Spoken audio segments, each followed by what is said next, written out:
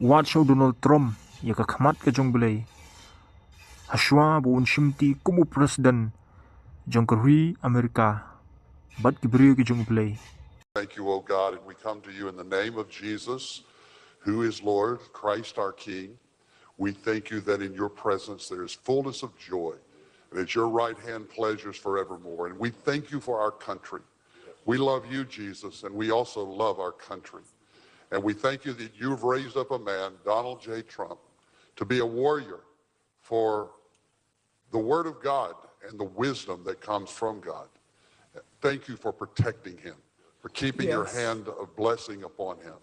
And we pray as you raise him up once again to be our president, that you would give him strength and wisdom and joy in the journey. Father God, right now, as I pray over President Trump, I thank you that you secure his life, his calling, his purpose.